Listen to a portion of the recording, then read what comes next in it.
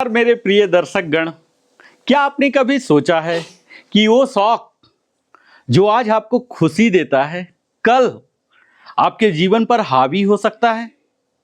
क्या यह सिर्फ मजा है या धीरे धीरे यह आदत बनकर आपके लिए खतरनाक साबित हो सकती है? आज हम जानेंगे शौक, आदत और लत के पीछे का सच और कैसे आप समय रहते अपने आज़ादी और जीवन को सुरक्षित रख सकते हैं, यानी बचा सकते हैं। तो हमारे साथ यानी कि नरेंद्र कुमार वेलनेस कंसल्टेंट के साथ इस लिविंग हैप्पीली में जुड़े रहिए और इस वीडियो को अंत तक देखिए, तब आपको जाकर पता चलेगा कि कैसे आप अपने शौक और आदतों को नियंत्रित कर सकते हैं, उन्हें कंट्रोल कर सकते हैं, गवर्न कर सकते हैं, रेगुलेट कर सकते हैं और इसके साथ ही कैसे लत से बच सकते हैं। हाँ साथियों, हम सब अपनी जिंदगी में जो कुछ भी करते हैं वो क्यों करते हैं? हम हर सुबह उठकर काम पर क्यों जाते हैं? और कोई गाना क्यों गुनगुनाता है? क्यों बिंदास क्यों रहता है? कोई किताबें क्यों पढ़ता है? इतना पढ़क्कू माइंडसेट का क्यों होता है? मोबाइल क्यों क्यों चलाते रहता है? असल में ये तमाम काम के पीछे कोई ना कोई इमोशन छिपी होती है, कभी आनंद की और कभी आदत की और कभी मजबूरी की। और यही तीन अवस्थाएं हैं, शौक, आदत और लत, हमारे जीवन की दिशा तय करने वाली वो मैट्रिक्स। एक ही चीज जो आज हमें सुकून देती है साथियों, कल वही हमारी मजबूरी बन सकती है और परसों वही हमारी कैद भी बन सकती है। जीवन की सबसे बड़ी कला यही है, यह समझना कि हम कहां पर हैं। क्या हम किसी शौक में हैं, किसी आदत में हैं या किसी लत के गिरफ्त में आ चुके हैं? साथियों, आप लिविंग हैप्पीली को अगर सब्सक्राइब नहीं किए हैं तो अवश्य सब्सक्राइब करके अपना प्यार बांटिए, अपने सगे संबंधियों के साथ भी साझा करिए और बेल आइकन अवश्य पुश करें। साथियों, मैं अपने वीडियो की शुरुआत एक छोटी सी कहानी से करता हूं। एक छोटा सा बच्चा था मेरे ही पड़ोस में, उसे बचपन से ही चित्रकारी का बेहद शौक था। वो दीवारों पर ही रंग भरते रहता था, पेंसिल से पूरा दीवार का सत्यानाश कर दिया था। पत्ते मिलते थे ना, उस पर भी शेप्स बनाते थे, अलग अलग शेप, जिसको कि आइडेंटिफाई करना सबके बस की बात नहीं। मिट्टियों से मूर्ति गढ़ता था और लोग कहते थे, क्या जानते हैं, यह तो बस खेल रहा। लेकिन उसके लिए वो खेल नहीं था, वो एक्सप्रेशन था। जानते हैं, वक्त गुजरा, वही शौक उसकी पहचान बन गई। वो कलाकार बन गया, लोगों को प्रेरित करने लगा, इन्फ्लुएंसर बन गया। यह कहानी हमें क्या सिखाती है जानते हैं? कि जब भी शौक को सही दिशा और अनुशासन मिलता है तो वही जीवन का वरदान, ब्लेसिंग बन जाता है। साथियों, ये शौक वो शब्द हैं जो हमें थकान के बाद भी मुस्कुराने की ताकत देती है। ये वो भाव हैं जो हमें काम के बोझ से नहीं, जीवन के रस से जोड़ता है।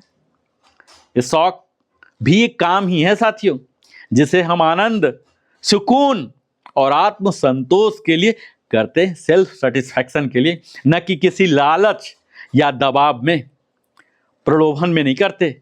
यह हमारे मन की जरूरत होती है, नीड ऑफ द सोल होते हैं, न कि समाज की अपेक्षा, सोशल एक्सपेक्टेशन इसमें नहीं होती। ये शौक जानते हैं साथियों, हमारे आत्मा की उड़ान मानी जाती है। कभी किसी गायक को देखिए, कलाकार को देखिए, जब वो मंच पर गाता है, जब परफॉर्म करते होता है, उसकी आंखों को देखिए, क्या चमक होती है उसकी आंखें में। वो चमक नाम की नहीं, आनंद की होती है। कभी किसी चित्रकार को देखिए, जब वो ब्रश चलाता है ना, उसकी अंगुलियों नहीं, उसकी आत्मा चित्र बनाती है। और ये शौक वही है जो हमें दुनिया से जोड़ता नहीं, बल्कि स्वयं से जोड़ता है। साथियों, ये शौक का महत्व जानते हैं? सबसे पहला तो यह हमें मेंटल पीस देता है। जब हम अपने शौक में डूबे होते हैं ना, तो अपने सारे बोझ भूल जाते हैं, जैसे संगीत में खोया इंसान दर्द भूल जाता है। और ये हमें क्रिएटिविटी देता है। शौक हमारे अंदर के कलाकार, हर व्यक्ति के अंदर कलाकार है साथियों। बेशक आप अंतिम सांस से पहले पहचान पाए या नहीं, ये अलग बात है, पर सबके अंदर छिपा हुआ है, उसे जगाता है। चाहे वो खाना बनाना ही क्यों ना हो, लेखन हो या फिर बागवानी हो, हर शौक सृजन की ऊर्जा देता है और यह हमें सेल्फ डेवलपमेंट देता है साथियों। शौक हमें नया सीखने के लिए, समझने के लिए और विकसित होने की प्रेरणा देता है। यह जानते हैं, हमारे मूल व्यक्तित्व से हमारा संबंध स्थापित करता है, जो हमारा मूल स्वरूप है उसके करीब ले जाता है। यह हमारे स्ट्रेस रिलीवर के रूप में भी काम आता है साथियों। आज की भाग दौड़ जो क्योटिक लाइफ है, हर व्यक्ति तनाव से ग्रसित है, पर जो व्यक्ति अपने शौक से जुड़ा है उसके चेहरा देखिए, उस तनाव को भी वो रचनात्मक ऊर्जा में बदल देता है। और यही गीता का दृष्टिकोण भी है। भगवत गीता कहती है, कर्मण्येवाधिकारस्ते मा फलेषु कदाचन, अर्थात आपका अधिकार केवल कर्म में है, फल की चिंता में नहीं। दरवाजा खोल लो। शौक भी उसी कर्म की तरह है जहां हम फल की नहीं, भावना की परवाह करते हैं। हम उसे इसलिए करते हैं क्योंकि हम उससे प्रेम करते हैं, क्योंकि हम जीवंत रहना चाहते हैं। एक दिलचस्प बात जानते हैं साथियों, जब हम काम करते हैं ना, जॉब करते, वर्क करते, सर्विस करते, तो अक्सर थक जाते हैं। पर जब हम शौक यानी कि हॉबी पैशन से करते हैं ना, तो और ज्यादा तरोताजा हो जाते हैं। क्यों जानते हैं? क्योंकि काम में दबाव, जो प्रेशर होता है ना, वो नहीं होता। शौक में प्रेम होता है, लव होता है। और यही होता है हमारे जीवन का संतुलन। हर व्यक्ति को अपने जीवन में कम से कम एक ऐसा शौक जरूर रखना चाहिए जो उसे जीवन के बोझ से राहत दे। शौक हमें यह सिखाता है कि जीवन सिर्फ कमाने के लिए नहीं, रुपयों के पीछे भागने के लिए नहीं, जीने के लिए भी है। डॉक्टर एपीजे अब्दुल कलाम का उदाहरण लीजिए साथियों। वो मिसाइल मैन थे, वैज्ञानिक थे, राष्ट्रपति थे, पर साथ ही उन्हें वीणा बजाने का और कविता लिखने का गहरा शौक भी था। जब भी जीवन में थकान या तनाव आता था तो वीणा के सुरों में खो जाते थे। यही है शौक की शक्ति, जो इंसान को लोहे के काम से भी फूल की तरह हल्का बना देती है। और जानते हैं, शौक और आसक्ति के बीच एक पतली सी रेखा है। शौक भी तभी सुंदर है जब तक वह संयमित हो, बैलेंस्ड हो। जब कोई शौक आपका समय, आपके संबंध और जिम्मेदारियों पर भारी पड़ने लगे, तो शौक नहीं, आसक्ति हो जाती है। ऑब्सेशन कहा जाता है साथियों। जैसे मोबाइल फोटोग्राफी का शौक अच्छा है, सोशल मीडिया से सीखना, उनके भावनाओं को देखना सीखना अच्छी बात है, पर अगर वही 24 घंटे फोन हाथ से न छूटे तो वह अब शौक नहीं, लत की ओर बढ़ चुका है साथियों। अपने शौक को जीवन का उत्सव बनाइए, पर उसे जीवन की कैद मत होने दीजिए। शौक वो है जो तनाव हटाए, न कि आपके संबंध और समय को निगल जाए। शौक जानते हैं, आत्मा की उड़ान है जो मन को जीवन देती है। पर अगर वही उड़ान नियंत्रण खो दे, अगर एयरक्राफ्ट का कंट्रोल खत्म हो जाता तो क्या होता साथियों? क्रैश होता है ना। तो वही गिरावट का कारण हमारे जीवन का बन जाती है। जब शौक बार बार दोहराया जाने लगता है ना साथियों, तो वह धीरे धीरे हमारे जीवन का हिस्सा बन जाता है। और वहीं से प्रारंभ होता है हैबिट, आदत, जो हमारे जीवन का अनुशासन होता है। आदत यानी हमारे मन का पैटर्न। कहा जाता है ना कि अपने विचार आपके कर्म बनते हैं और आपके कर्म आपकी आदतें बनते हैं और आपकी आदतें आपका भाग्य, डेस्टिनी रचता है साथियों। हमारे जिंदगी का हर परिणाम, हर सफलता या असफलता किसी न किसी आदत का ही परिणाम होता है। आदत जानते हैं क्या होता है?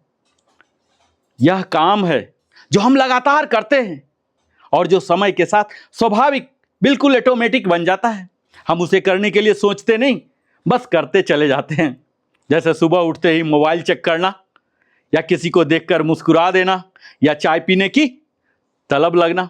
यही है आदत, यानी कि मन की वह प्रोग्रामिंग जो बार बार के दोहराव से स्वतः बन जाती है। और ये जानते हैं, आदत मूलतः दो प्रकार की होती है। हम लोगों ने बचपन में पढ़ा है साथियों। पहली जो होती है गुड हैबिट्स, अच्छी आदतें, जैसे अनुशासन, सफलता और आत्म संतुलन देती है ये हमें। जैसे समय पर उठना, व्यायाम करना, सत्य बोलना, अध्ययन करना, कृतज्ञ रहना। वहीं बैड हैबिट्स जो धीरे धीरे हमारी ऊर्जा, स्वास्थ्य और संबंधों को नष्ट कर देती है, जैसे देर रात तक मोबाइल चलाना, झूठ बोलना, प्रोक्रेस्टिनेट यानी कि टालम टोल करना, निगेटिविटी रखना। गीता कहती है साथियों, शत्रुम च मित्रम च मन एव मनुष्यस्य, अर्थात मनुष्य का मन ही उसका मित्र भी है और शत्रु भी है। जब मन सही दिशा में चलता है ना साथियों, तो वही सफलता की आदतें पैदा करता है, और जब मन गलत दिशा में चलता है ना, बौरा जाता है, तो वही विनाशकारी आदतें बनाता है। इसीलिए हमें मन का स्वामी बनना चाहिए। मेकर, मास्टर बनिए, स्लेव नहीं, गुलाम नहीं। और ये आदतें कैसे बनती है जानते हैं? अगर मनोवैज्ञानिकों की बात माने तो कहते हैं कि किसी भी काम को 21 दिन तक लगातार किया जाए तो वह हमारे आदत में शुमार हो जाती है, हमारी आदत बन जाती है। लेकिन सच्चाई यही है कि हर आदत केवल दोहराव से नहीं, ये हमारे इमोशन से बनती है। और जो काम भावनात्मक रूप से सुखद लगता है वही जल्दी आदत बन जाता है। इसीलिए जो आदतें हमें आनंद देती है, हम उन्हें आसानी से अपना लेते हैं, चाहे वो अच्छी हो या बुरी।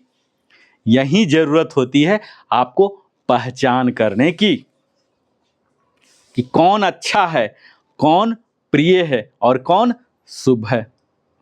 एक छात्र साथियों, मेरे पड़ोस का ही, रोज सुबह देर से उठता था और उसने यह तय किया कल से जल्दी उठूंगा। उसने 1 जनवरी को रिजोल्यूशन ले लिया।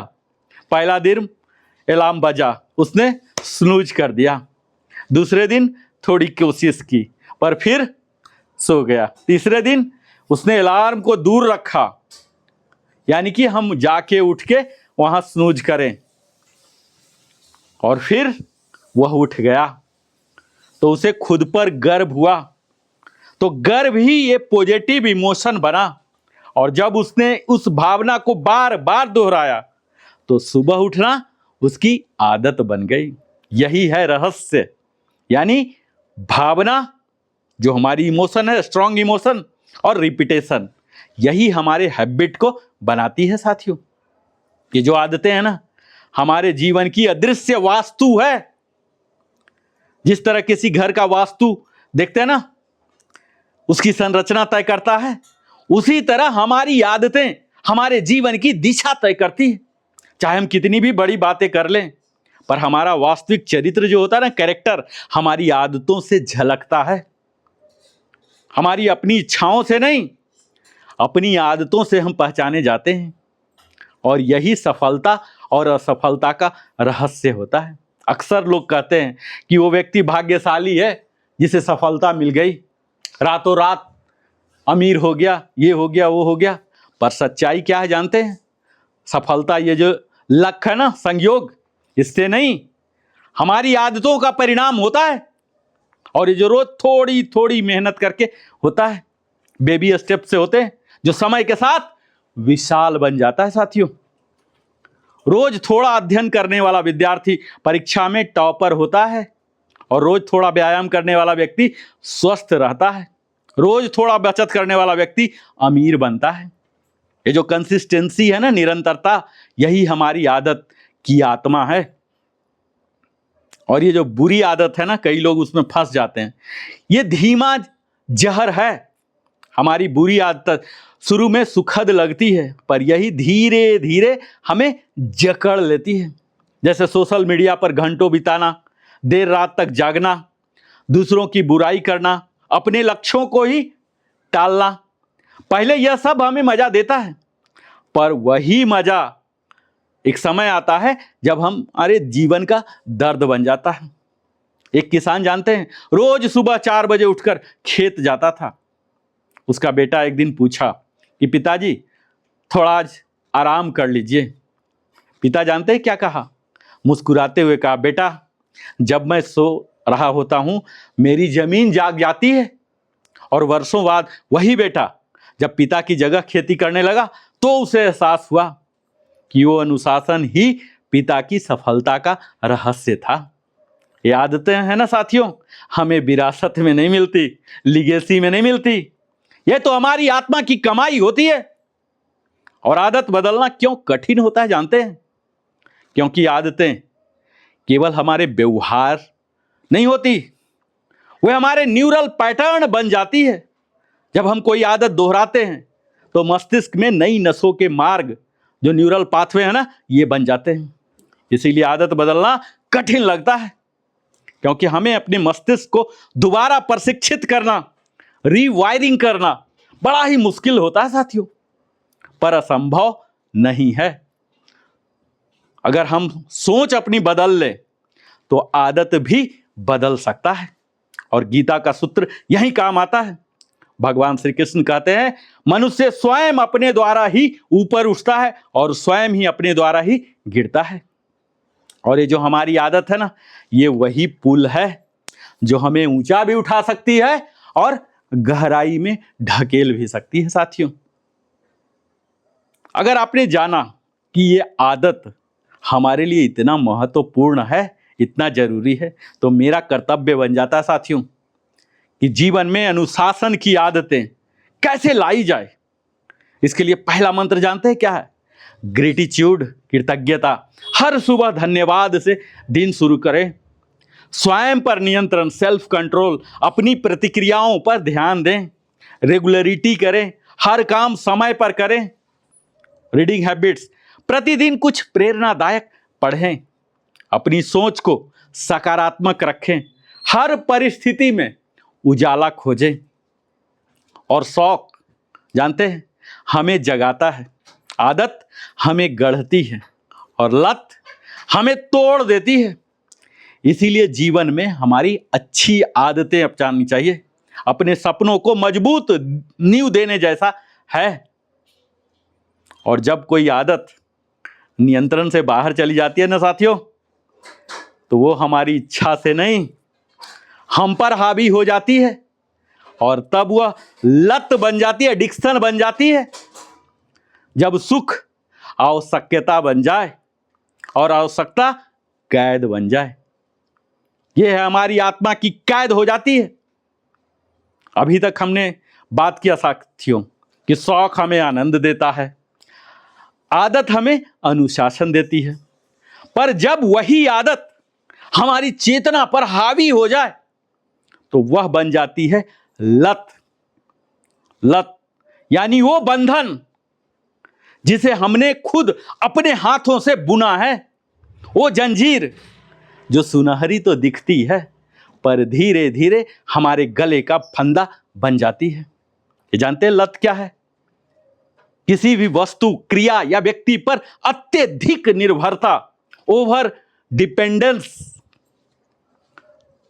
जहां उसके बिना जीवन आपको अधूरा लगने लगे, मन बेचैन रहने लगे, आत्मा अशांत हो जाए और शरीर कमजोर पड़ने हो जाए।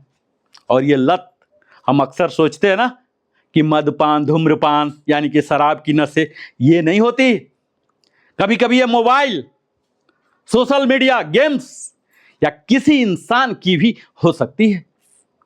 और लत का असली चेहरा बहुत सुंदर नहीं होता, वो मुस्कान में छिपी बेचैनी होती है जो धीरे धीरे इंसान को भीतर से तोड़ देती है। और जानते हैं ये कैसे बनती है लत? लत कभी अचानक नहीं लगती, वो धीरे धीरे प्यार से अनजाने में प्रवेश करती है। पहले हम उसे शौक कहते हैं, थोड़ा मजे के लिए, फिर वो आदत बनती है और अब तो रोज ही कर लेते हैं। और जब वो लत बन जाती है तो कहते हैं अब इसे छोड़ नहीं सकते। यही है गिरावट का क्रम। शौक, आदत, लत। आप इस तरह से समझिए। हमारे एक मित्र मुत्थु स्वामी थे। वो चाय पी लेते थे, कभी कभी पार्टी पुटी में कभी पी लेते थे। फिर उन्होंने डेली पीने लगा, दिन में 2 बार पीने लगा। फिर थोड़ा सा कमजोरी लगता था तो 3 बार पीने लगे। और फिर क्या हुआ, ये जो आदत है ना, आदत बढ़ गया। अब हर घंटे में उनको चाय चाहिए। अगर हर घंटे वो चाय ना पिए तो उनको सर चकराने लगता था, कुछ काम ही नहीं होता था। अब देखिए क्या हुआ, शौक से उन्होंने चाय पीना प्रारंभ किया था, आदत बन गई, 3 बार पीने लगे, मजबूरी हो गया था। और वो लत में कब कन्वर्ट हो गया, हर एक घंटे के बाद उनको चाय चाहिए। साथियों, यह उदाहरण किसी भी मदपान, धूम्रपान, गलत आदत, चाहे वो आपके मोबाइल ही क्यों ना हो, हर 5-5 मिनट में मोबाइल देखना जो कि आपके कंसंट्रेशन को डाइवर्ट कर रहा है, ये वही लत ही तो है। और ये लत की मनोवैज्ञानिक जड़ें जानते हैं। हर लत के पीछे एक इमोशनल वॉइड होता है, यानी कि भावनात्मक खालीपन होता है, वैक्यूम होता है। कोई दर्द हो सकता है, कोई अधूरापन हो सकता है, कोई अकेलापन हो सकता है, जिसे भरने के लिए इंसान किसी चीज या व्यक्ति का सहारा लेने लग जाता है। और पर सच्चाई क्या है जानते हैं? वो खालीपन जो अंदर से है वो बाहर की किसी वस्तु से भर नहीं सकता। आप कितना भी मद्यपान, धूम्रपान और मोबाइल पर क्यों ना रह ले, आपके आत्मा की जो खालीपन है ना, कोई भी नहीं भर सकता। यानी जिसे मन में शांति चाहिए वो बाहर नहीं मिलता साथियों, भीतर खोजनी चाहिए। एक मशहूर कहानी है साथियों। एक ट्रैफिक जाम हो गया एक बार। लोग उस व्यक्ति से पूछे, वो अपना कार रोक के और वहां कुछ कर रहा था। लोग बोले कि भाई ट्रैफिक जाम हो गया, क्या कर रहे हो? बोला मैं अपना रिंग खोज रहा हूं।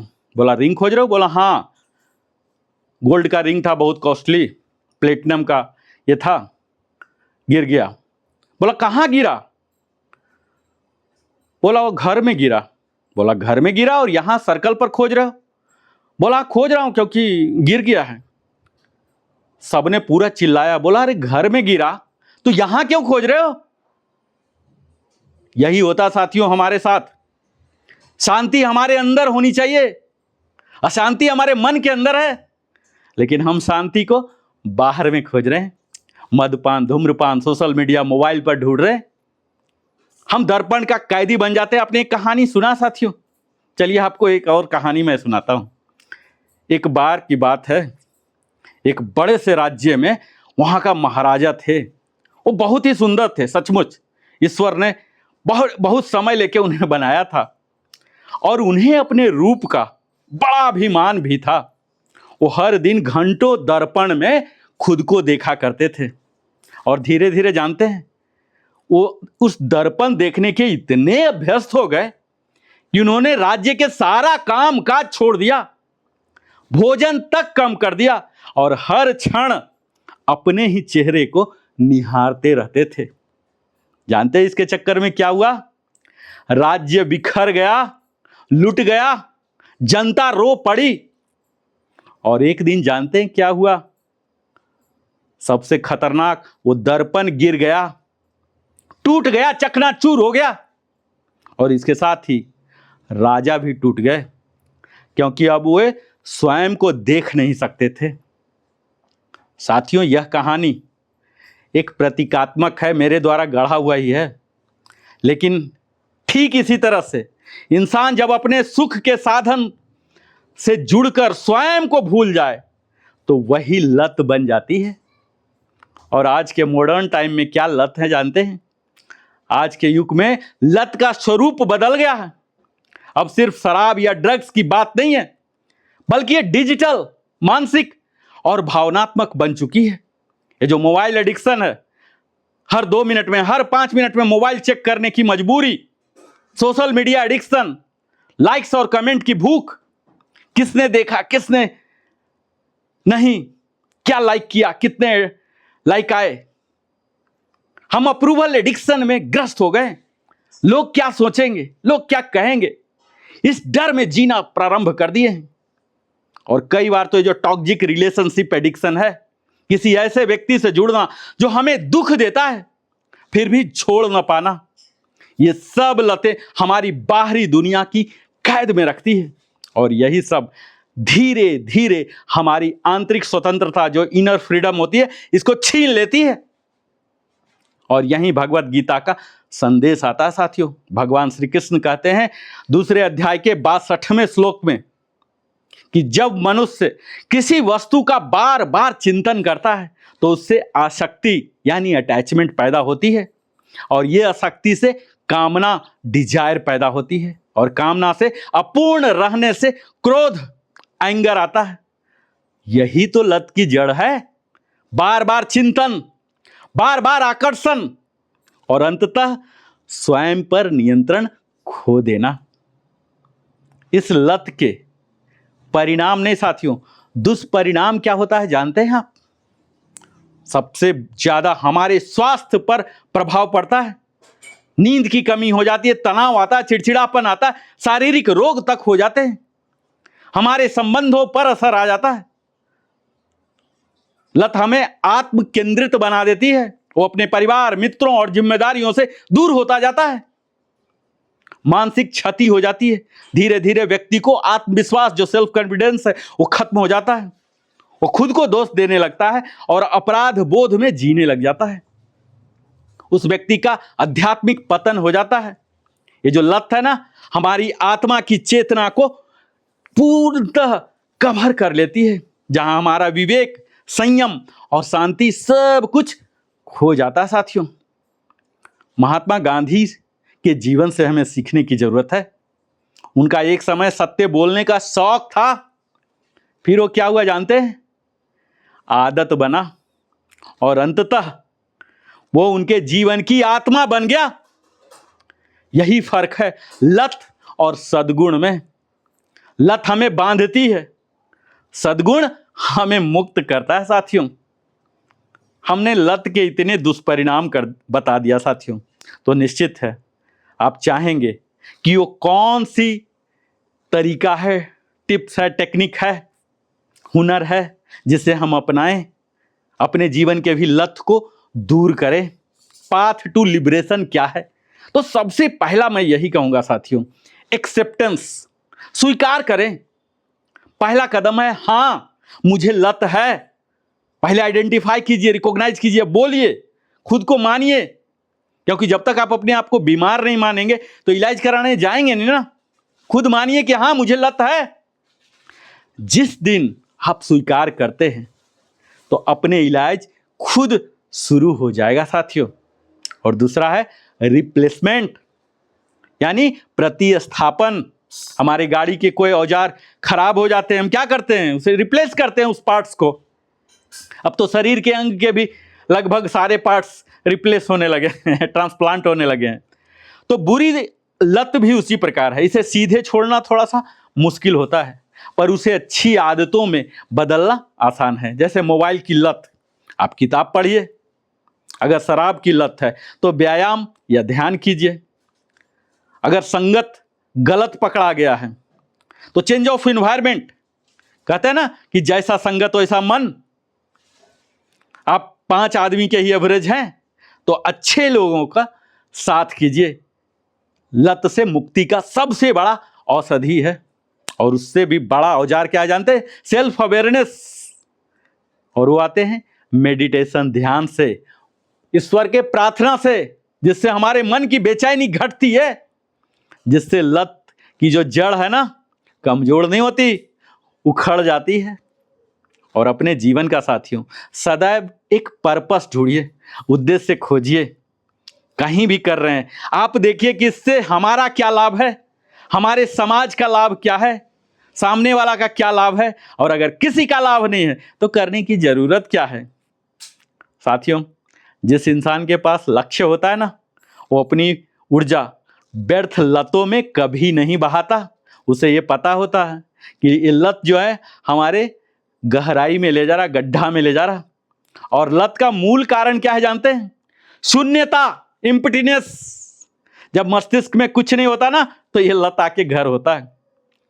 जब हम भीतर से खाली होते हैं तो किसी चीज से खुद को भरने लग जाते हैं। बोलते हैं ना कि एब्सोल्यूट वैक्यूम संभव नहीं है, वहां एयर रहते हैं, कुछ ना कुछ रहेंगे। यही होता है, खाली मन शैतान का होता ना।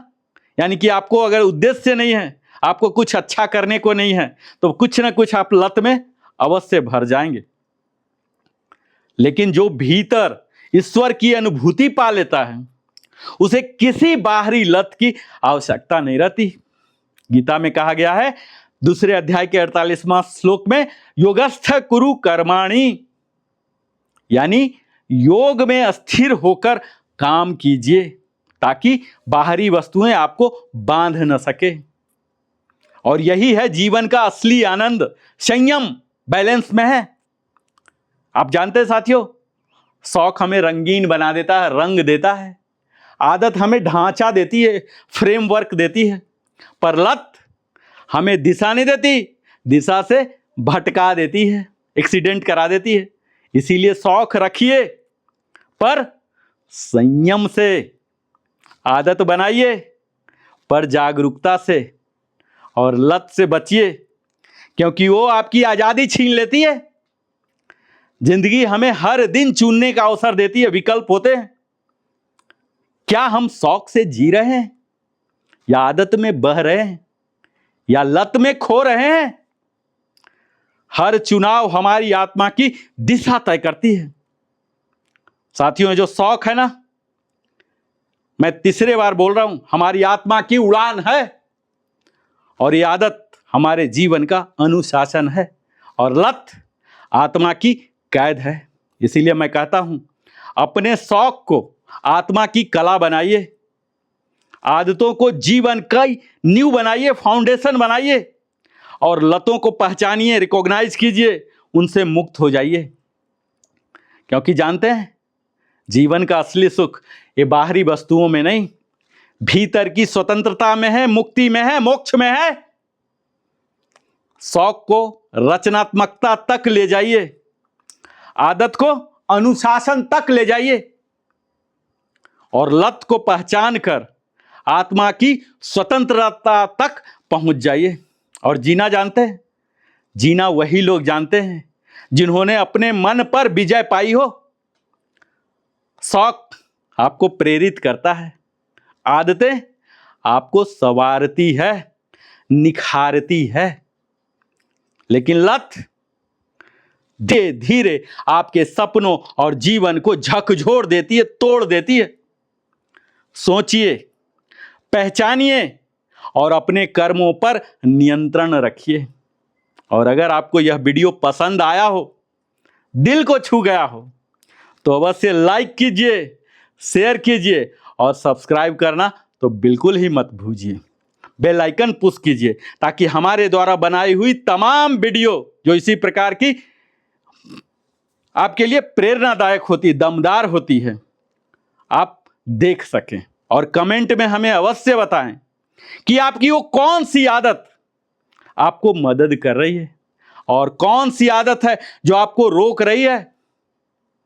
मैं तो सदैव यही कहूंगा साथियों, सावधान रहिए, आजाद रहिए, और हमेशा आगे बढ़िए।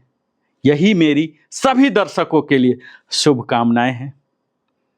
आप आनंदित रहें।